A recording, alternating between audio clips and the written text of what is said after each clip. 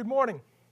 I'm Chuck Riley, Associate Dean for Academic Affairs in the College of Engineering and Computer Science, and it's my pleasure to welcome you to this seminar this morning in our leadership series.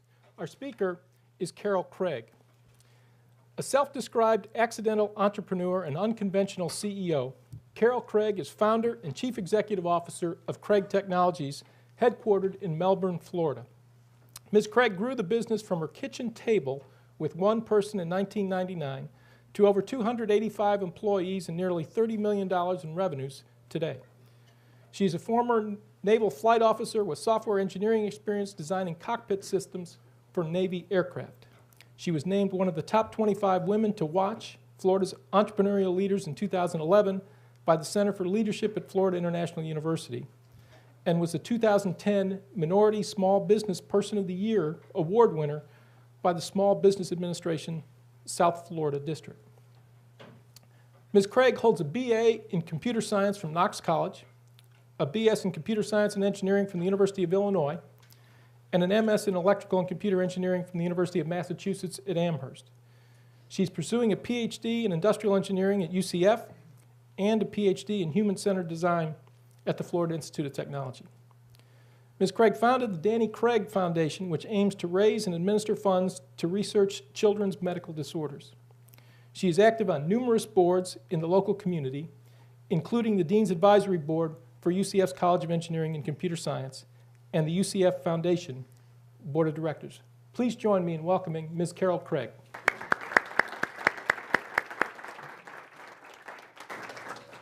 Thank you very much. Appreciate it. I was kind of looking around the room and I see everyone here and I thought, wow, people are here they've read the bio and they're excited to hear me speak. And then I found out that this is a mandatory class and you guys have to be here or you fail. So, and actually that's probably a good thing because I understand that spring break is pretty much tomorrow, right? So you guys are ready to go. But it is great to be here, and I'm going to kind of share my story a little bit with you.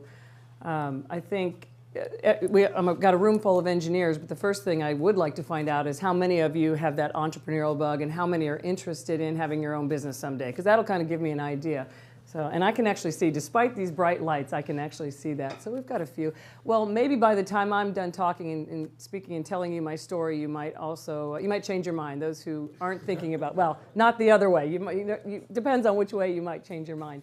But like I said, I'm self-described accidental entrepreneur, unconventional CEO. And what to take away from that is I really had never planned on any of this. I'm an engineer, computer science. I was going to go the typical route, and then somewhere along the way I made a change in plans, and here I am today running this company it's kind of creeping up on around 300 people. So again, I'm just going to tell you a little bit about my company, a little bit about myself, and then maybe see if I can impart some words of wisdom on you that you might remember, at least maybe you'll remember them tomorrow, maybe not 20 years from now. So again, my name is Carol Craig. I am the founder and CEO of Craig Technologies.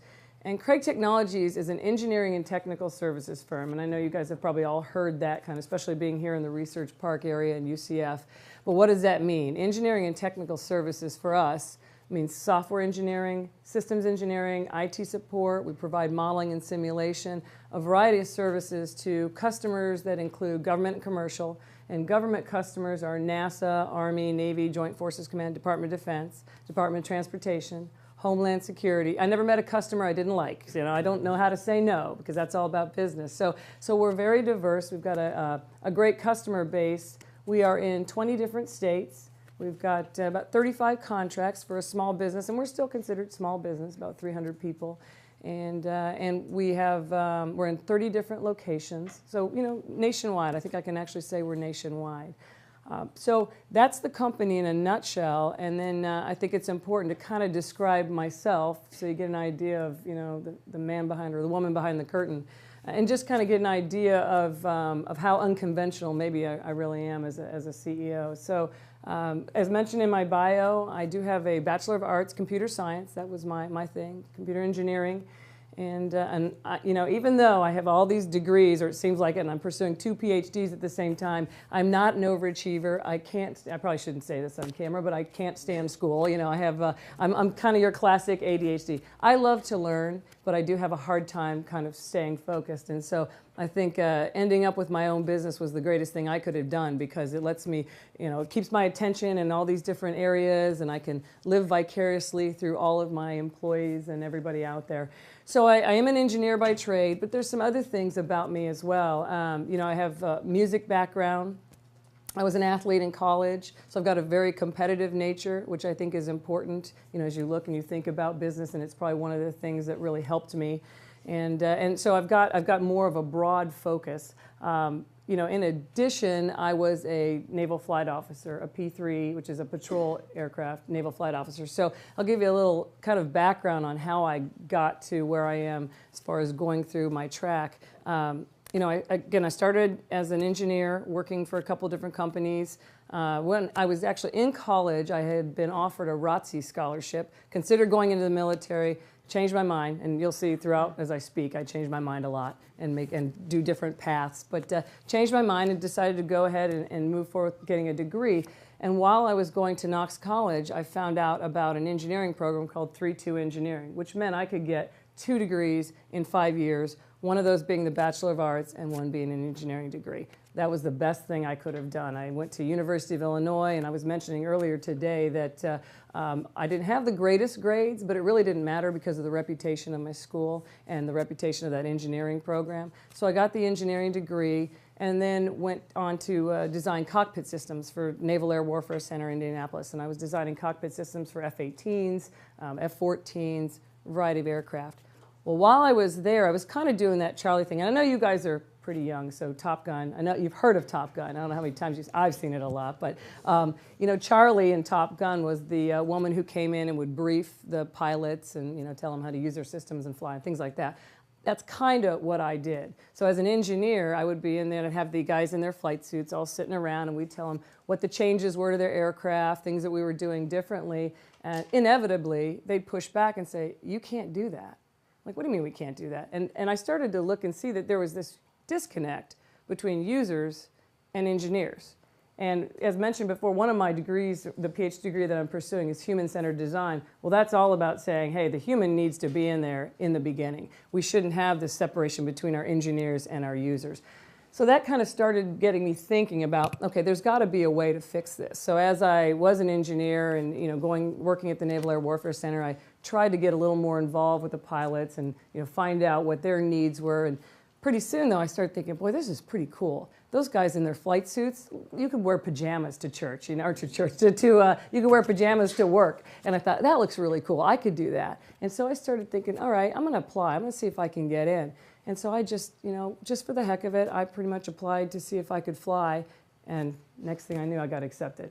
It was kind of that moment of, uh-oh, this was not what I had planned on doing. So I had to make a decision. Am I really going to do this? Because I had a good engineering job. And I decided, you know, why not? You know, everyone's, instead of saying why, I say, why not? So I always say, why not? So I went ahead and I joined. At the time, what was kind of unique about it back then is women were not allowed to fly in combat. And I was going in to be a naval flight officer, which was a backseater. So I had no problem with that. Engineer, you know, I can, you know, do the numbers in the back and just ride along kind of like in a car. Well, once I got accepted and once I started flight school, they made a couple changes. And the first change was that women were now allowed to fly in combat. So now everything changed as far as what aircraft I was going to be in. The second change was that the backseaters now had to learn how to fly front seat, which was a problem for me because I was afraid to fly. So I know, and now you kind of go, oh, she's not so smart. Why did we ask her to come up here and speak?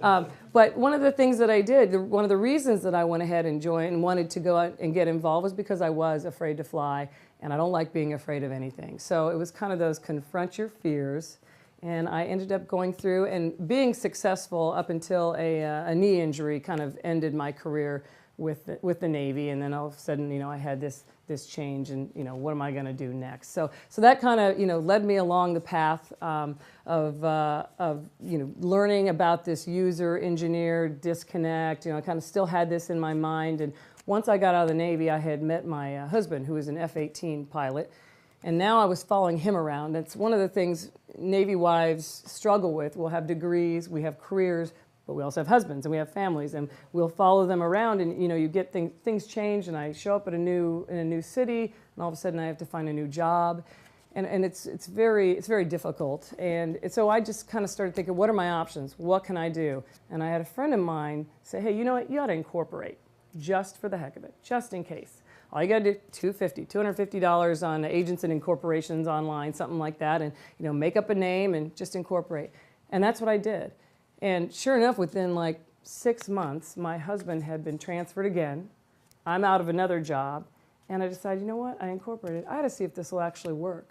And so I went ahead and had this company going, and started looking for work, and honestly, within about a month after I started looking for work, I had some consulting jobs.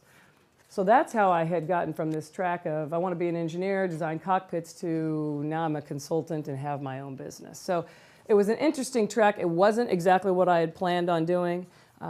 It was kind of one of those things that opportunities present themselves, and I took advantage of it. And hopefully you guys you'll see the same kind of thing. You have plans for your future. They could change, and you just kind of roll with that, especially in the economy today, taking advantage of some of those opportunities, even though there might be a little bit more risk involved. So one of the things that hopefully you'll see as I talk about being an accidental entrepreneur, unconventional CEO, is I pretty much do everything they tell you not to do when it comes to business, and when it comes to, I guess, more that MBA mindset. So there's a couple different things that I did in the beginning when I started my company.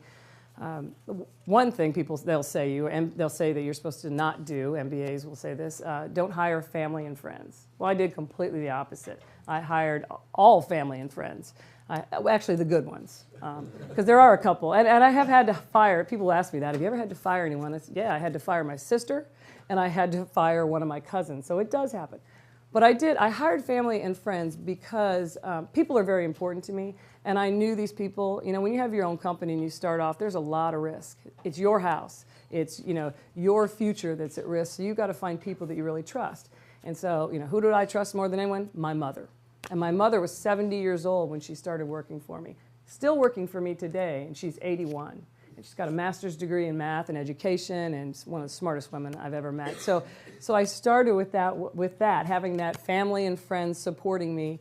And the other thing that I looked at, and the other way that I kind of viewed life and people, was that, you may have this particular degree, or you may have this experience here, but I bet you could do something different. You always look and see, how can I challenge somebody? And if you've got the right type of person, the right type of drive, it really doesn't matter what you do. So I took some of my friends who were Navy wives, who did not have jobs and wanted to work, and I said, hey, I'd like to teach you to do something different. And one of my real good friends had a master's in social work, and I taught her to write code. And so it became, well, one, it became cheap labor because she'd work for part-time, and she didn't need benefits and things like that. But it was also yet another loyal friend who could help me as I was trying to grow my company. And so I used part-time friends and family to try to grow this consulting business. And before I knew it, I was getting more and more work and needing to bring in more and more people. And I think at one point there was this, what I would call the Pinocchio moment, like, oh, I'm a real boy kind of thing. Like, oh, I'm a real company. I've got to take this serious now, because there's a point of no return as you start to go down that path. And so I kind of stepped back, said, all right, if I'm going to do this, I need to do it right. And in my mind, the best thing I could do was to put infrastructure in place first.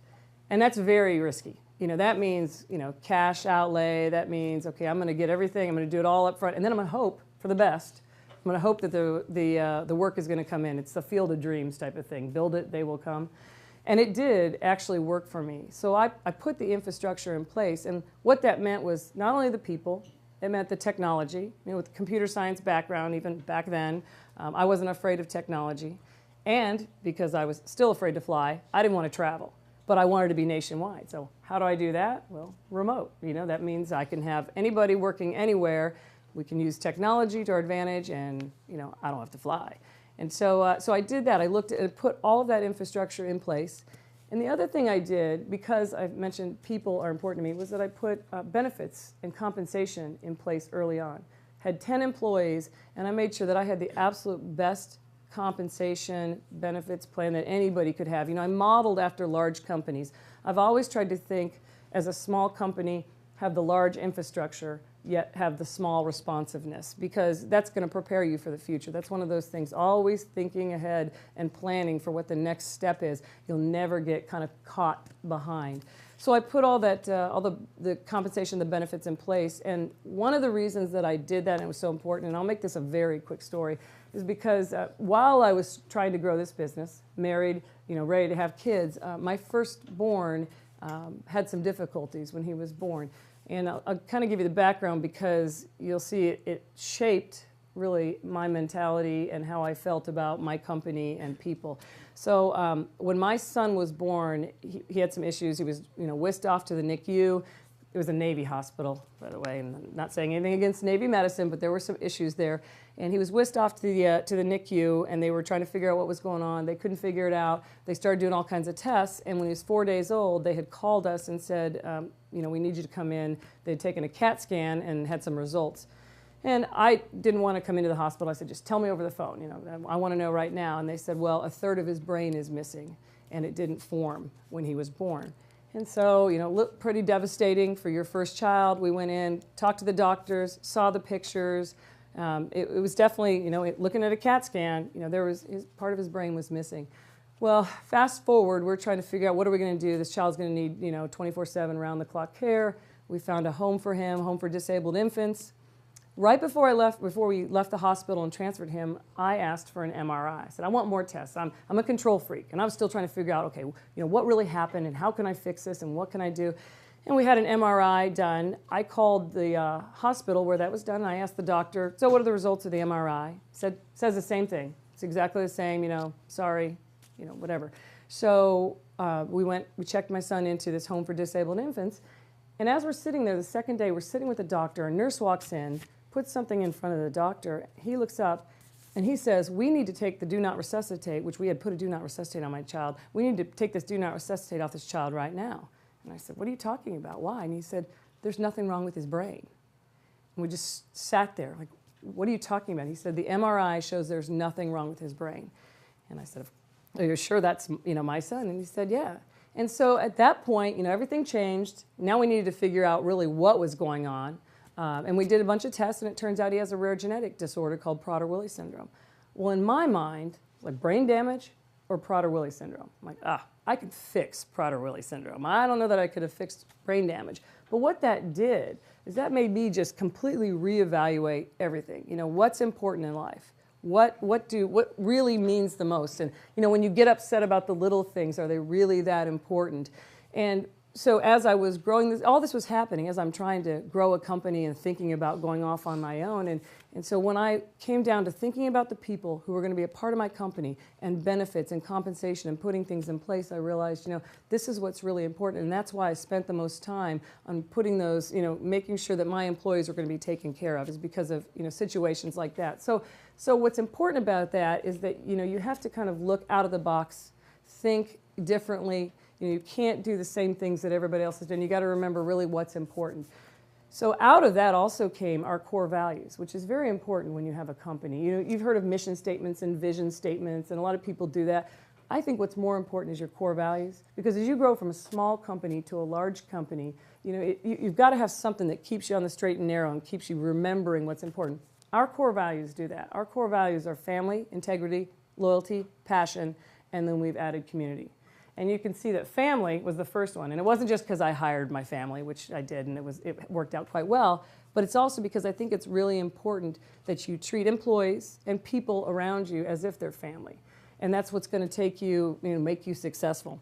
So that's kind of the background, and I'm probably going to end up talking too long, but the background of the company and the things, what was so important to me as I grew.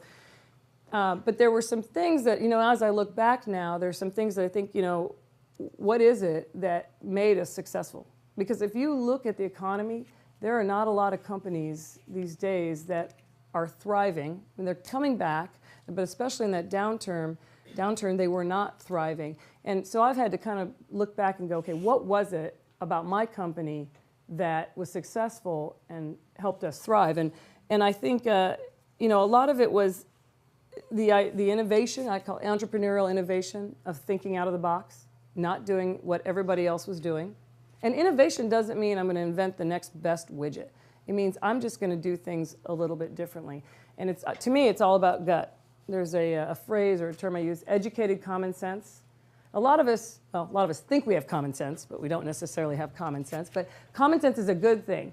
Educated common sense is even better. And what that means is not necessarily the degree that you have, but it means everything that you've learned from the world around you and the people that you've surrounded yourself with. So that's really important. And I think as I've grown this company, I've used that educated common sense kind of a methodology, or always thought about it that way. And then also, one of the things I've done is I've always planned ahead. And I mentioned that before. Plan ahead, but accept risk. And I've done a couple crazy things, I think, in some people's eyes. I recently just hired the president and publisher of Florida Today from over in Brevard County. So a newspaper guy. And people would look at me and go, why did you just hire a newspaper guy to run companies when you're an engineering firm? Well, it turns out that he actually has a background in production. He has a background in operations. And I've actually started some new companies recently, and they're more production based. It's not just the services. So for me, it made sense. But also, what was really important to me is if I was bringing in leadership, I needed somebody who had that same kind of attitude and mentality that I had, culture, caring about people. So I interviewed this guy for 5-6 months. I was asking him a lot of personal questions, and how he treats people. And I went in and talked to the people that worked for him, and really saw that, this is a good marriage, because it becomes that. When you are at a level, executive level with someone, it's like a marriage. So you got to make sure that, you have those same attitudes and it's actually going to last, because there's a lot at stake. So I did that, and everybody in Brevard County, almost everybody, was sitting there thinking, why'd you do this? What were you thinking? Well, it's turned out to be quite successful because of his background and because of all the connections that he has as well. And so as we go forward, I think you're going to see, if you actually follow Craig Technologies, you'll see that we're going to be doing bigger and better things. And we've got several subsidiaries that we've created, taking advantage of the economy and opportunities. And again, one of those being the machine and tool division that I started, and taking advantage of the space in the commercial flight that's happening over there. So one of the other things that I did want to mention that I believe was one of the reasons that we were successful, and this is important, I think, to everyone here, is diversification. And for me, from a business perspective, we diversified from a geographic perspective, we diversified when it came to core capabilities, and we diversified from customers. But also, I diversified personally. So being an engineer, yet having a liberal arts background, being interested in more than just that one focus, helped me think more out of the box, be more innovative. And I think it also brought in a little more of the social skills, because I know we have a bad rep as engineers that we don't have any social skills. Well, I think that we can, that's not necessarily true. I think that we can definitely hold on to conversation. But I do think it's important, though, that we think differently and we get out there and we understand people, because that's how you can be successful as a leader. You want to find out, what are people's passions? What does somebody who's working for you or someone you're working with care about? That's how you succeed, is helping those individuals succeed. So I think that's very important. So a couple pieces of advice that I might give, and this applies whether you want to be an entrepreneur or whether you are leading someone in an engineering department, or no matter what you decide to do with your careers. It's really important that you remember it's all about tone at the top. And tone at the top means you as a leader, or just you as an individual, have an influence on those around you, under you, next to you. And it's really important that you think about that. You would never want your people to do something that you wouldn't do. And it's also, the tone comes in when you think about, it's even just tone. My son with special needs, I've realized that kids with special needs have very acute sensitivity to tone. And so I've learned that if I say something not quite right, he can, changes the whole meaning of what I've just said to my son. And it's the same thing when you're dealing with people. It's your tone. If you're trying to lead and you're trying to work with somebody and use the wrong tone, they're going to shut you out. They're not going to listen. So think of that. So it's tone at the top is very important. You also have to remember, I think, to treat people, like I said, like family, that everybody's important. What's that? Has anyone seen the movie The Help? I think there's the little, when the maid's telling the little, you is kind. I gotta remember, you is kind, you is smart, you is important. You know, it's that, that's really important for us when we're dealing with other people, is to remember to treat them like family and that everybody is important. Because the bottom line is, no matter what you're doing, people are your brand. Whether you have a company, whether you're in a department, whether you're involved in a school, people are the brand. And it's important that people feel good. You want to, one thing I will say is you really ought to eulogize people today. You know, we hear a lot about, you know, somebody dies and you're up there and give a eulogy and how great they were. Well, that's wasted.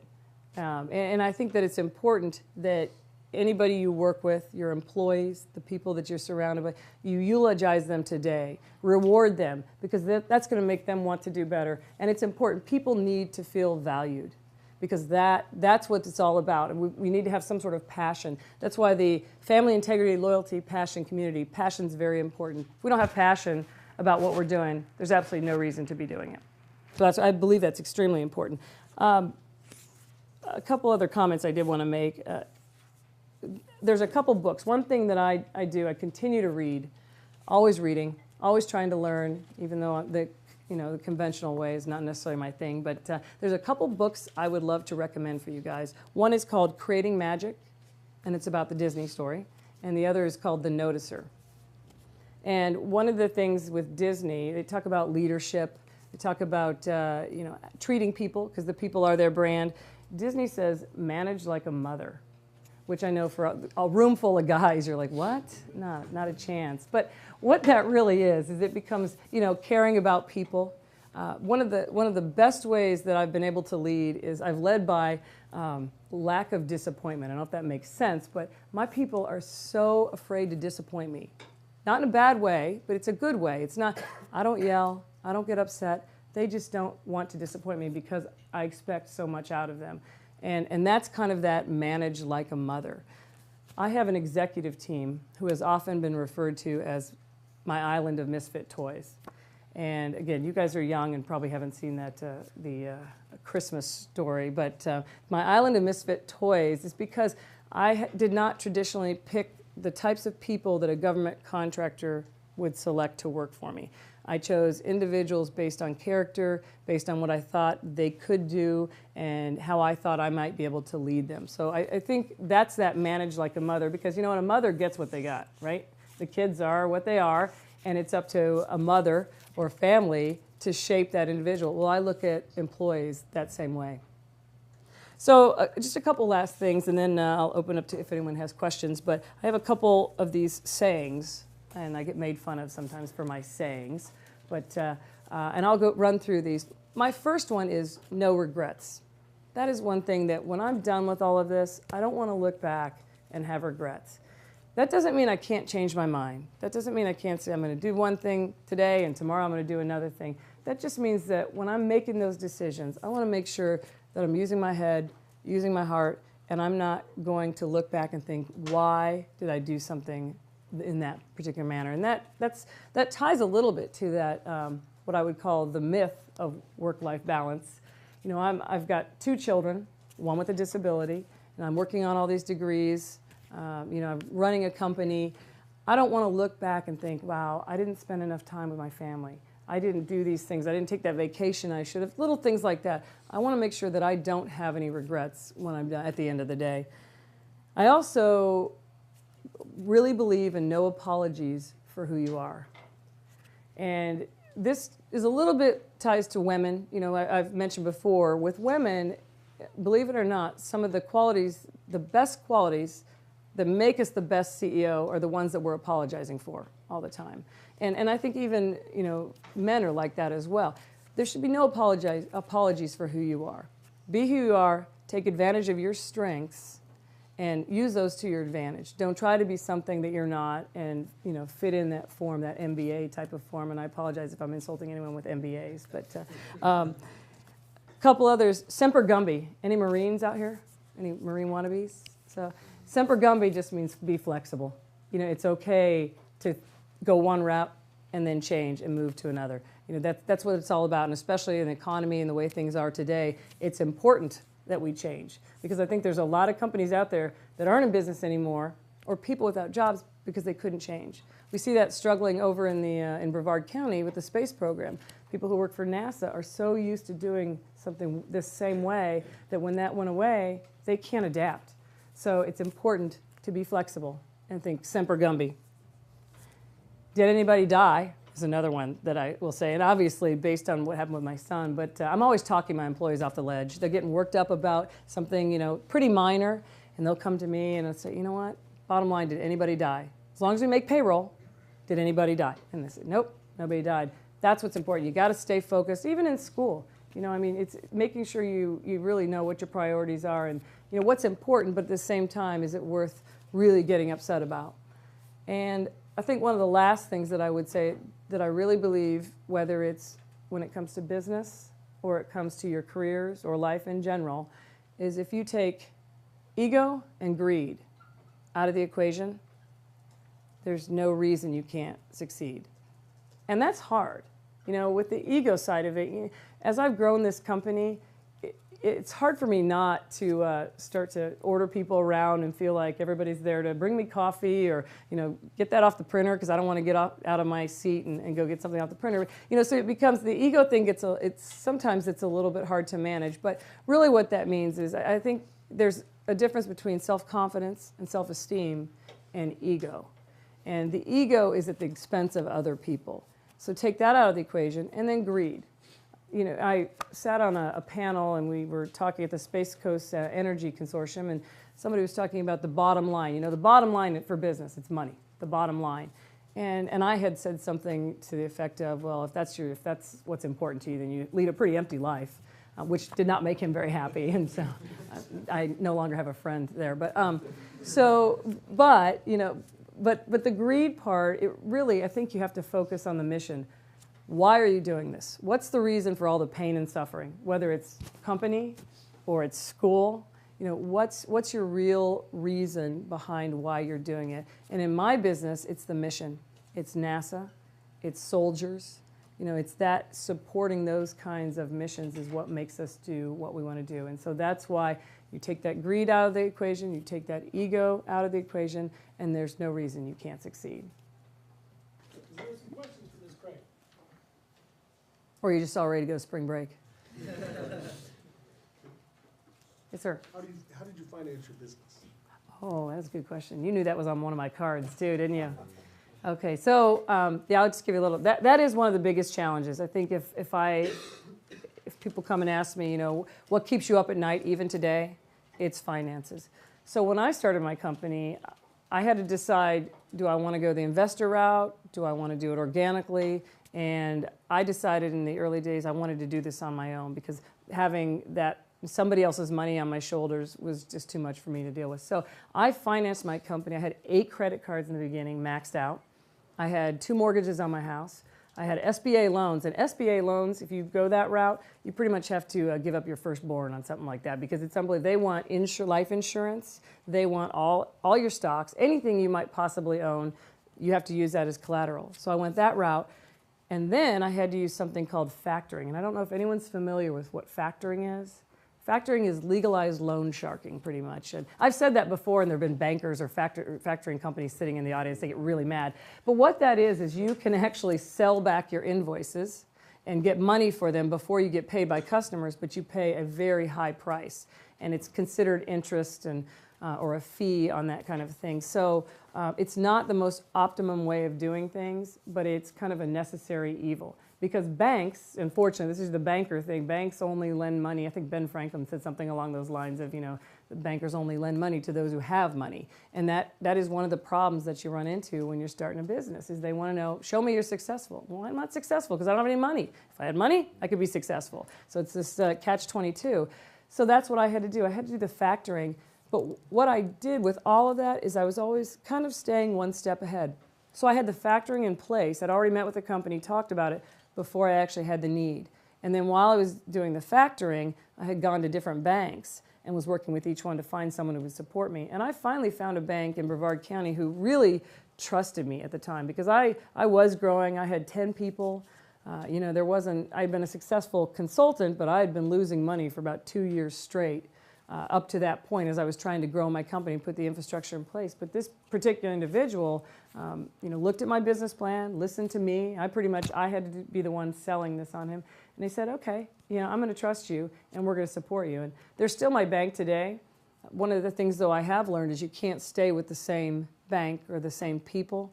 They get complacent, and you never know if you're getting the best deal. So I'm looking right now to move over to to different banks and kind of exploring my options. But it's still an issue for me. Even at $30 million, it's kind of like, what do I do? Do I want to stick with banks? Do I want to get investors so I can grow some of these other companies?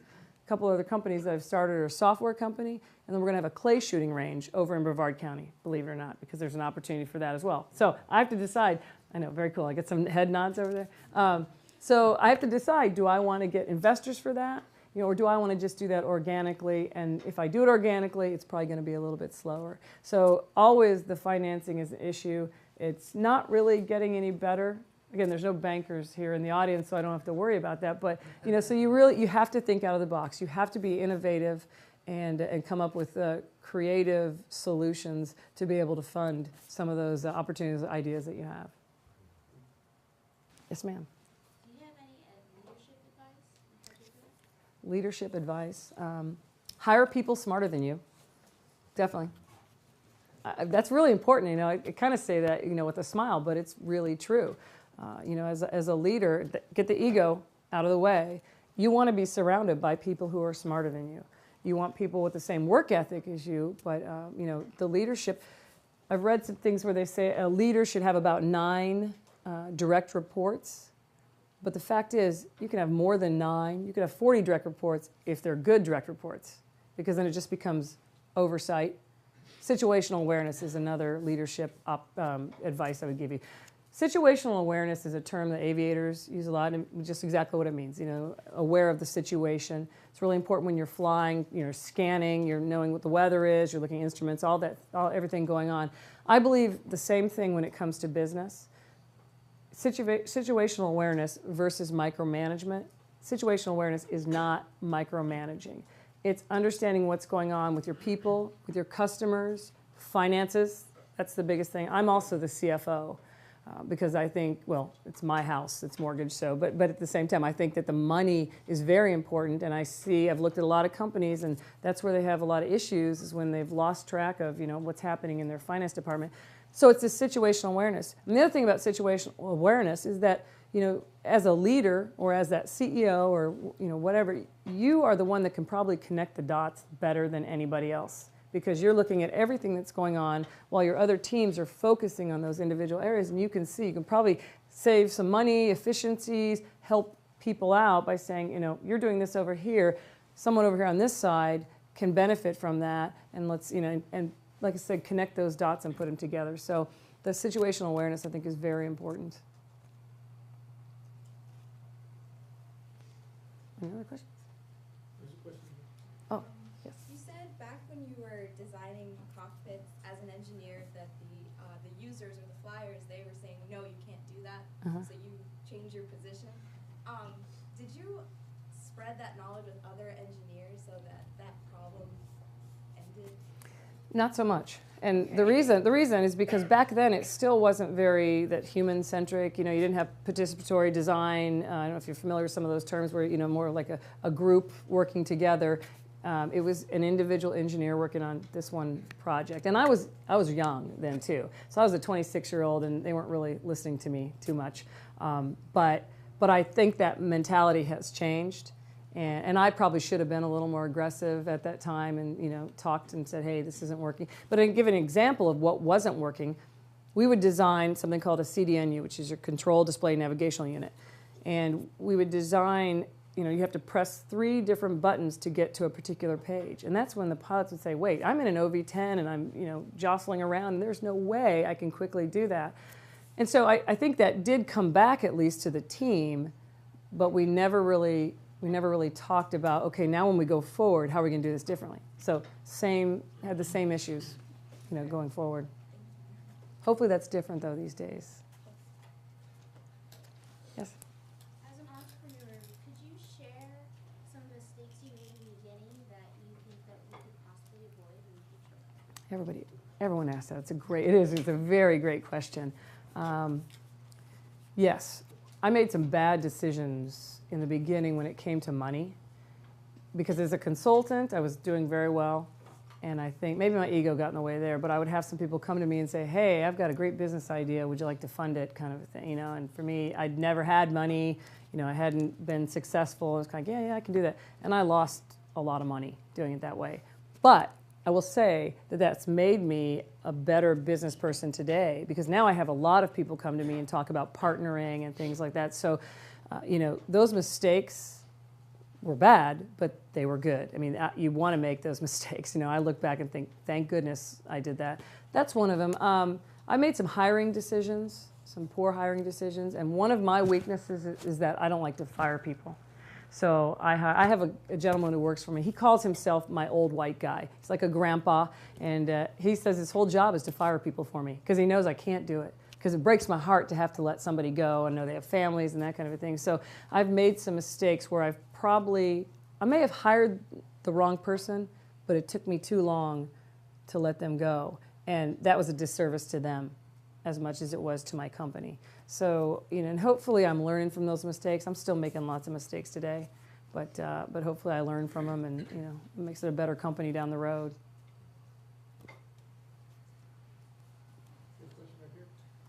Oh, yes, sir. As you were building your company, how important were sales skills to you in building that company? Do you have any advice for us as engineers who technically aren't the greatest at sales skills, and developing those sales skills if we want to pursue building our own company? Right. I call it business development. There's business development, and then you'll hear people refer to sales. And to me, business development becomes more about relationships. So you're right. I mean, it is important as an engineer, or the social side of things is important.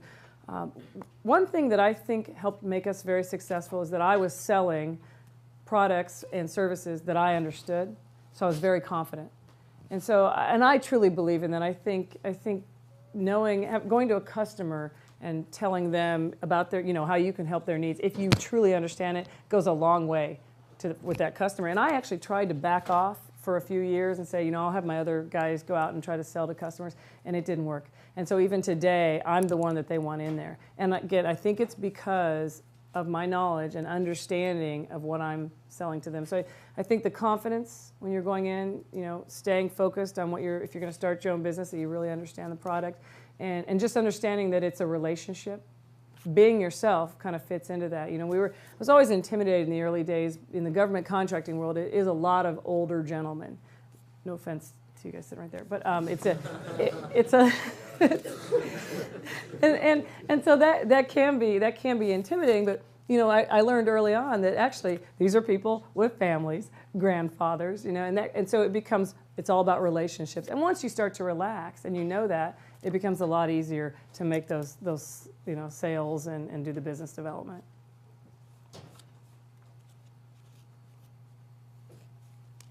Could you tell us a little bit about who you consider to be your role models and your mentors? Sure. That's actually a very good question. I've had several people come up to me and say, why don't you have an advisory board? Why don't you have a board of directors? And I've been very blessed to have an unofficial board of directors as I've been going through this journey. And so I would say for sure, and this sounds a little cliche, my mother is absolutely my role model and my mentor, only because, when you think about women and her age, 81 years old, and got a master's degree in math and education, that's pretty unheard of, really. And she's always, been very well grounded and has worked for me. So it kind of showed me that people can, if you expect things out of people, they can pretty much do anything. But in addition, I've always looked at other companies. I've looked to other CEOs. I've had mentors that have been small company, CEOs for small companies. There's admirals that I've gone and talked to. But a lot of it has just been that educated common sense, that, just taking a little bit from every single person that I've met and applying it to myself. So that's kind of the way I look at the mentors and the role models. Another question. Yes. I'd like to know, how did you develop your self-confidence?